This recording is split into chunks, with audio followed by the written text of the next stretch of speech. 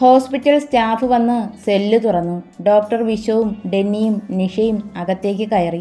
ബെഡിൻ്റെ ഒരു മൂലയിൽ തിരിഞ്ഞ് ചുവരിൽ നോക്കിയിരിക്കുവാണ് അയാൾ.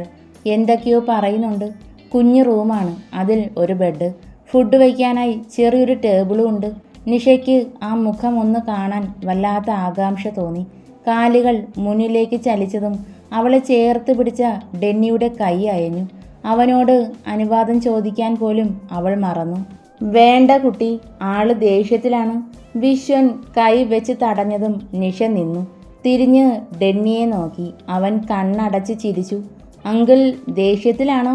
അയാൾ തിരിഞ്ഞു നോക്കും എന്നായതും ഡെന്നി നിഷയ്ക്ക് മുന്നിലായി കയറി നിന്നു. കൊച്ചു ഡോക്ടർ ചിരിയോടെ അവനെ നോക്കി എഴുന്നേറ്റു. എന്താ ഫുഡ് കഴിക്കാഞ്ഞേ? വാശി കൂടുന്നുണ്ട് കേട്ടോ, ഡെന്നി പറഞ്ഞു.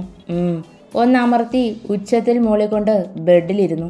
കാല് നിലത്തിട്ട് തട്ടുന്നുണ്ട്. കൈകൾ ബെഡ്ഷീറ്റിൽ മുറുകി. എനിക്ക് വേണ്ട, ഞാൻ കഴിക്കില്ല. പറയുമ്പോൾ പല്ല് കടിച്ച് പൊട്ടിക്കുന്ന ശബ്ദവും കേൾക്കാം. മോള് പോയിക്കോ, സാറിൻ്റെ ക്യാബിനിലിരിക്ക്. ഈ പ്രവൃത്തികൾ ആള് വയലൻ്റ് ആകുന്നതിൻ്റെ ലക്ഷണമാണ്. നിഷ ഡെന്നിയുടെ പിൻഭാഗത്തെ ഷർട്ടിൽ അമർത്തി പിടിച്ച് അവൻ്റെ വലത് കൈയുടെ സൈഡിൽ കൂടി തല എത്തിച്ചു നോക്കി. എന്നോട് പിണക്കാണോ? ഡെന്നി ചോദിച്ചു. ആ, ഡോക്ടർക്ക് തിരക്കല്ലേ, എനിക്ക് കാണണ്ട, പോയിക്കോ. അവന് ചിരി വന്നു. ഞാനേ നാട്ടിൽ പോയിരുന്നു. എനിക്ക് 29 വയസ്സായില്ലേ. ഒരു കുഞ്ഞിപ്പെണ്ണിനെ കണ്ടപ്പോൾ പ്രേമിക്കാൻ തോന്നി. പെട്ടെന്ന് അയാൾ തല ഉയർത്തി. കണ്ണുകൾ വിടർന്നു. 2 ദിവസം മുന്നേ മിന്നുകെട്ട് കഴിഞ്ഞു. എവിടെ കൊണ്ടുവന്നില്ലേ? ഓ, അങ്കിൾ എന്നോട് പിണക്കമല്ലേ? ആള് വീട്ടിൽ നിൽക്കുവാ. അവന് പിന്നിൽ നിന്നും തന്നിലേക്ക് നീളുന്ന കണ്ണുകൾ. അയാളുടെ മുഖഭാവം മാറി. അതാരാ? നിഷ തല താഴ്ത്തി ഡെന്നിക്ക് അടുത്ത് നിന്നു. ഇത് നിഷാനി, അങ്കിളിനെ കാണാനായി എൻ്റെ ഒപ്പം കൂടിയതാ, മൈ വൈഫ്.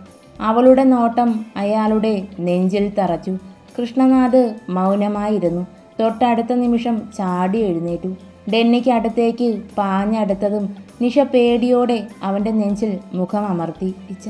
വിശ്വൻ ഭയത്തോടെ നിൽക്കുന്നു. ആ, അമ്മ. പതിയെയാണ് വിളിച്ചത്. ഡെന്നി ഞെട്ടിപ്പോയി. നിഷ കണ്ണുകൾ തുറന്നതേയില്ല. എൻ്റെ അമ്മ.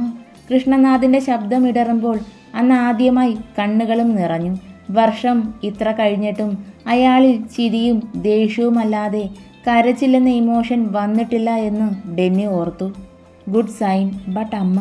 ഡോക്ടർ വിശ്വൻ അയാളുടെ തോളിൽ തട്ടി. ഇത് ഡെന്നി സാറിൻ്റെ ഭാര്യയാണ്, നിഷാനി. അയാൾ ചിരിച്ചു. അമ്മ.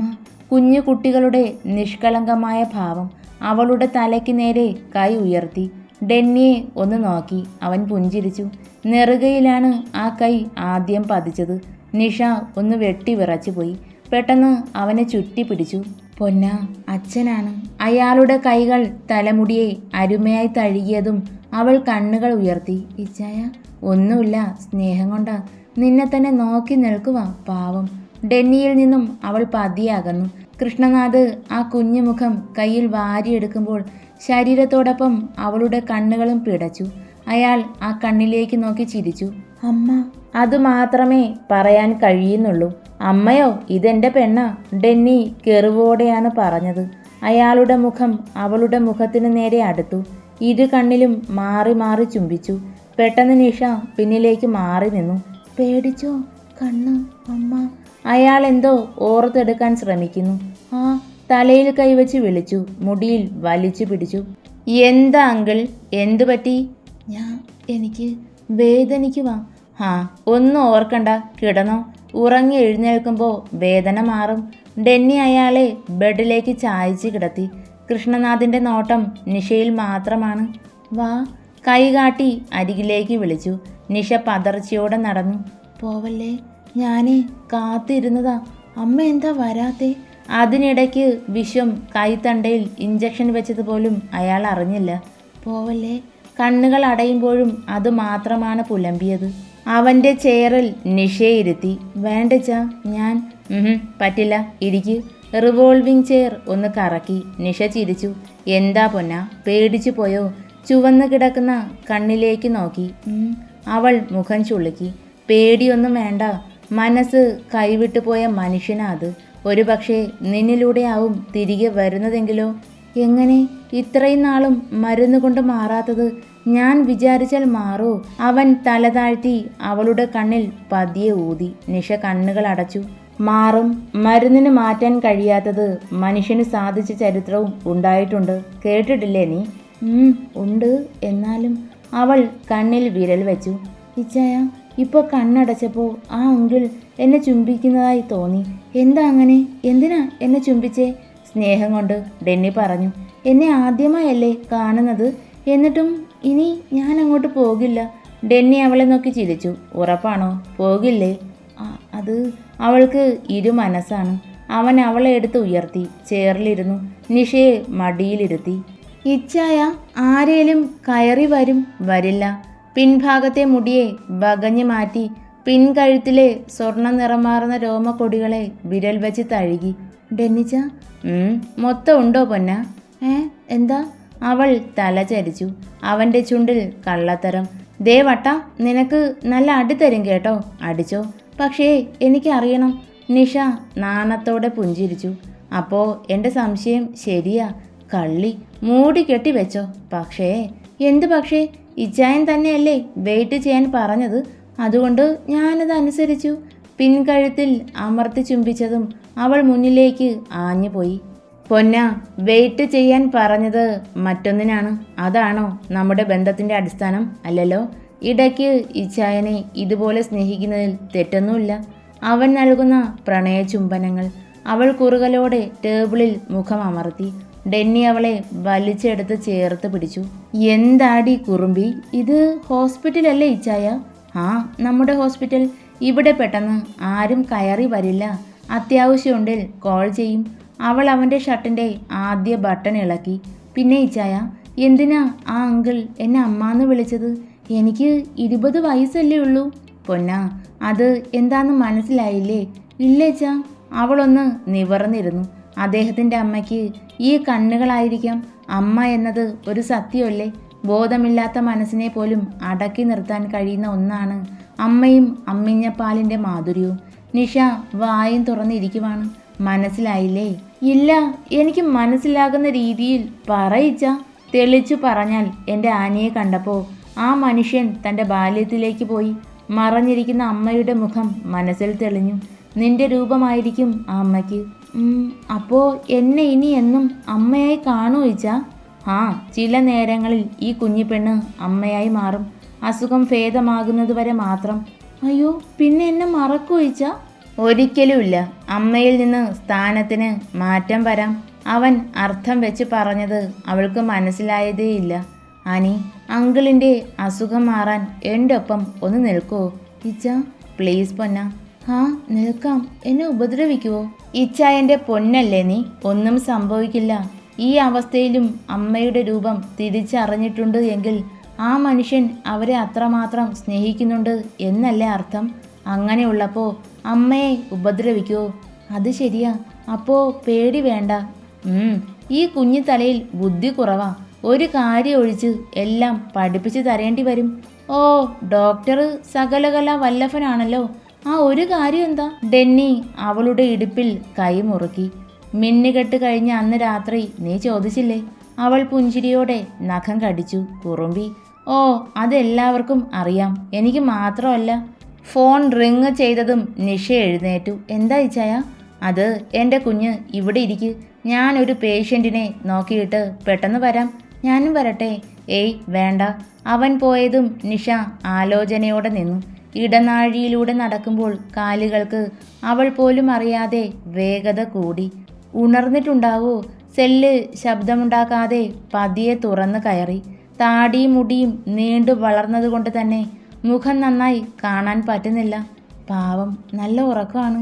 ഇഞ്ചക്ഷൻ കൊടുത്തതല്ലേ, എഴുന്നേൽക്കാൻ വൈകും. കൃഷ്ണനാഥ് ഒന്ന് നിവർന്നു കിടന്നു. ആ നീണ്ടു ചുവന്ന കൈ വിരലിൽ അവളൊന്ന് തൊട്ടു. തലയ്ക്കുള്ളിൽ ഒരു പെരുപ്പ് തോന്നിയതും അയാൾ കണ്ണുകൾ വലിച്ചു തുറന്നു. വന്നോ? കൃഷ്ണനാഥ് സന്തോഷത്തിൽ എഴുന്നേറ്റു. അവൾ പുറത്തേക്ക് ഓടാൻ തുടങ്ങി. അമ്മ, വിശക്കുന്നു. നിഷ വിങ്ങലോടെ നിന്നുപോയി. വിശപ്പ്, അത് ഞാനും അറിഞ്ഞിട്ടുണ്ട്. അമ്മയെ കാത്തിരുന്നിട്ടുണ്ട്. കരഞ്ഞു പോയി അവൾ. ഇച്ചായൻ പറഞ്ഞല്ലോ ഉപദ്രവിക്കില്ലെന്ന്. ടേബിളിലിരുന്ന പ്ലേറ്റ് കയ്യിലെടുത്തു. ദൂരെ നിന്ന് അയാൾക്ക് നേരെ നീട്ടി. ഇത് അങ്കിളിന് കൊണ്ടുവച്ചതല്ലേ, എന്തേ കഴിക്കാഞ്ഞേ? കഴിക്ക്, വിശപ്പ് മാറും. എനിക്ക് ഉപ്പുമാവ് ഇഷ്ടമല്ല, അമ്മയ്ക്ക് അറിയില്ലേ? കാണാതിരുന്നപ്പോൾ മറന്നോ? അയ്യോ അതെയല്ലേ, ഞാനത് മറന്നു. എന്തായാലും ഇന്നിത് കഴിക്ക്, നാളെ നമുക്ക് ഇഡലിയും സാമ്പാറും കഴിക്കാം. അയാൾ തല താഴ്ത്തി. എന്താ വേണ്ടേ? വാരി തരുമോ? അവളുടെ കണ്ണിലേക്ക് മാത്രമാണ് നോക്കിയത്. നിഷ ആ നോട്ടത്തിൽ കുരുങ്ങിപ്പോയി. സമ്മതത്തോടെ തല കുലുക്കി. അടുത്തായിരുന്ന് വാരി കൊടുക്കുമ്പോഴും അവൾക്ക് പേടി തോന്നിയതേയില്ല. തിരികെ ക്യാബിനിലേക്ക് നടക്കുന്ന ഡെന്നിയുടെ കണ്ണിലുടക്കിയ കാഴ്ചയാണ് ആ അച്ഛനും മകളും. തേടി വരുമെന്ന് എനിക്കറിയാമായിരുന്നു. നിനക്കറിയില്ല എങ്കിലും ആ രക്തം പിടിച്ചടുപ്പിക്കും അച്ഛനല്ലേ? മൊത്തം കഴിച്ചല്ലോ. ഇത്രയും വിശപ്പുണ്ടായിട്ടാണോ വാശി പിടിച്ച് പിണങ്ങിയത്? അയാൾ ചിരിക്കുന്നു. കൊച്ചു ഡോക്ടർ എന്നെ പറ്റിച്ച് പോയതാ. ദേ കയ്യിൽ സൂചി വെച്ചിട്ട് ഉറങ്ങി എഴുന്നേറ്റപ്പോൾ പോയി, വന്നില്ല. ഡോക്ടറെ അത്രയ്ക്കിഷ്ടാണോ? പക്ഷേ വലിയ ഡോക്ടർ വന്നില്ല. എന്താ വരാത്തേ? അയാൾ കോട്ടുവായിട്ടു. ഉറക്കം വരുവാ, കിടക്കണം. എന്നാ ഞാൻ പോട്ടെ, പിന്നെ വരാം. അപ്പോഴേക്കും ആൾ ഉറങ്ങിയിരുന്നു. കർത്താവേ, ഈ പാവത്തിൻ്റെ അസുഖം പെട്ടെന്ന് മാറ്റി കൊടുക്കണം. എന്തുകൊണ്ടോ അയാളെ വിട്ടു പോകാൻ കഴിയാത്തതുപോലെ. വീണ്ടും അവിടെ തന്നെ ഇരുന്നു. നീ ഓഫീസിലാണോ അരുണ? ഡെന്നി ചോദിച്ചു. അതേടാ, പറയ്, എന്തുണ്ട് വിശേഷം? നിന്റെ കുഞ്ഞിപ്പെണ്ണെങ്ങനെ? നല്ല സ്നേഹമാണോ? നിന്റെ കൃഷി ഓഫീസറുടെ അതേ സ്വഭാവം. ഇവർ രണ്ടും എന്താ ഇങ്ങനെ ഒരുപോലെയെന്ന് എനിക്കൊരു പിടിയും കിട്ടുന്നില്ല. അത് നല്ലതല്ലേടാ. നമ്മളെ സ്നേഹം കൊണ്ട് വീർപ്പ് മുട്ടിക്കുന്നവർ ഒരു ഭാഗ്യമല്ലേ. നിഷ കൊച്ചെവിടെയാ? വീട്ടിലാണോ? എൻ്റെ ഒപ്പം ഹോസ്പിറ്റലുണ്ട്. അരുണ, അച്ഛനും മകളും പരസ്പരം കണ്ടു. ഇപ്പോൾ അച്ഛന് ബ്രേക്ക്ഫാസ്റ്റ് വാരി കൊടുക്കുക. ഡെന്നി രണ്ടുപേരുടെയും കൂടിക്കാഴ്ചയെക്കുറിച്ച് പറഞ്ഞു. നല്ല വാർത്തയാണല്ലോ. അങ്കിളിന് അസുഖം പെട്ടെന്ന് ഭേദമാകും. നിഷയ്ക്ക് അച്ഛനെ കിട്ടട്ടെ. എടി, ഡെലിവറിക്ക് മുന്നേ യാത്രയൊക്കെ ആവാം. ഹരിയേയും കൂട്ടി ഒന്നിങ്ങോട്ട് വരണം. ഇപ്പോൾ വേണ്ട, ഞാൻ പറയാം, അപ്പോൾ വന്നാൽ മതി. അതെന്താടാ? നിന്റെ അനുവാദം ഉണ്ടെങ്കിലേ മുംബൈയിൽ വരാവൂ. അതൊക്കെയുണ്ട്. ഇങ്ങനെയാണേൽ ഉടനെ വരേണ്ടി വരും. അവന് വട്ടു വന്നു. ഒന്ന് വെച്ചിട്ട് പോടാ. എൻ്റെ ചെക്കൻ്റെ കോൾ വരുക. ലഞ്ച് ബ്രേക്ക് അല്ലേ? കണ്ണാ, ഫുഡ് കഴിച്ചോ? വെള്ളം കുടിച്ചോ? ക്ഷീണമുണ്ടോ എന്നൊക്കെ ചോദിക്കാനാ. നടക്കട്ടെ. കോൾ കട്ടായി. നിഷാനി, ഹരി, ഇവർ തമ്മിലുള്ള ബോണ്ടിങ്, അതിൽ രക്തബന്ധമുണ്ട്. ഹരിയുടെ അച്ഛന് നിഷാനിയെ ഇഷ്ടമായിരുന്നു. അവളെ കാണുമ്പോൾ അമ്മയെ കാണും പോലെയാന്ന് ദേവിയമ്മ പറഞ്ഞു. ഇവിടെ കൃഷ്ണനാഥും അവളിൽ അമ്മയെ കാണുന്നു. ആ സാമീപ്യം അറിയുന്നു. കൃഷ്ണപ്രസാദും കൃഷ്ണനാഥും ജ്യേഷ്ഠ അനുജന്മാരാണ്. ഇവരുടെ അമ്മയുടെ കണ്ണുകളാണ് ഹരിയുടെ അച്ഛന് കിട്ടിയത്. ആ കണ്ണുകളാണ് ആനിക്ക്. ഹരിയുടെ മനസ്സിൽ ആനിയുടെ സ്ഥാനം അവന് പറഞ്ഞു തരാൻ അറിയില്ല. മകളെ പോലെ സ്നേഹിക്കുന്നു. ഇന്ന് ഇതെല്ലാം കൂട്ടി വായിക്കുമ്പോൾ എൻ്റെ ഊഹം ശരിയായി വരുന്നുണ്ട്. എവിടെയായിരുന്നു ആനി? നിന്നെ തിരക്കാൻ ഒരിടവും ബാക്കിയില്ല. ഇച്ച, ഞാൻ ആ അച്ഛനില്ലേ ഒന്ന് കാണാൻ. പേടിയെന്ന് പറഞ്ഞിട്ട് എന്തിനാ തനിച്ചു പോയേ? ചിലപ്പോൾ ഉപദ്രവിച്ചാലോ? ഇല്ലേച്ച, പാവാ. ഞാനാ ഫുഡ് വാരി കൊടുത്തത്. അപ്പോൾ ആ കണ്ണ് നിറഞ്ഞു. അമ്മയെ ഓർത്ത് കാണും. എനിക്കും കരച്ചിൽ വന്നു. ഡെന്നി പ്രതീക്ഷിച്ച മറുപടിയായിരുന്നു അത്. അവൻ എഴുന്നേറ്റു. ആ നോട്ടം അവൾ തല കുലുക്കി ചിരിച്ചു. ചാമ്പങ്ങ പോലെ ചുവന്നു തുടുക്കുന്ന ചുണ്ടിലേക്ക് നോക്കി. അവൻ്റെ കണ്ണുകൾ വശ്യമായി ചുരുങ്ങി. പൊന്നാ, ഇച്ചായന് വിശക്കുവാടി. ആണോ? എന്നാ വാ, ഫുഡ് കഴിക്കാം. ആനി, വാ ഇച്ചായ, ക്യാൻറ്റീനിൽ പോകാം. തരില്ലേ കൊച്ചേ? ഇനി വീട്ടിൽ ചെന്നിട്ട്. ഇതേ റൊമാൻസിക്കാനുള്ള സ്ഥലമല്ല. അവൻ ചുണ്ട് ചുളുക്കി. അവളൊന്ന് ഉയർന്നു വന്നു. ചെവിയിൽ ചുണ്ടടിപ്പിച്ച് എന്തോ പറഞ്ഞതും ഡെന്നിയുടെ കണ്ണുകൾ തിളങ്ങി. പറ്റിക്കില്ലല്ലോ ആനി? ഇല്ലിച്ചായ, എനിക്ക് എൻ്റെ കുഞ്ഞിപ്പെണ്ണിനെ വിശ്വാസ. ഹരിയുടെ പെങ്ങളല്ലേ, ആ സ്വഭാവം കിട്ടാതിരിക്കില്ലല്ലോ. ദയിച്ചായ, ആനി പിണങ്ങി. ഡെന്നി അവളുടെ ഇടുപ്പിലൂടെ കൈയിട്ട് പൊക്കിയെടുത്തു. എനിക്ക് ഹരിയുടെ സ്വഭാവമുള്ള പെണ്ണിനെ വലിയ ഇഷ്ടാ. ഇച്ചായന് കാര്യങ്ങൾ എളുപ്പമാകും അല്ലേ? എടി കള്ളി, ഇങ്ങനെയൊക്കെ സംസാരിക്കാവോ? അതിനെന്താ? ഡെന്നിച്ചൻ ഒരു നാണമില്ലാതെ സംസാരിക്കുന്നില്ലേ? അവൻ പുഞ്ചിരിച്ചു. അച്ഛൻ എന്ന ചോദ്യം ഇനി ആനിയിൽ നിന്ന് ഉണ്ടാവില്ല. അവൻ്റെ മനസ്സ് മന്ത്രിച്ചു.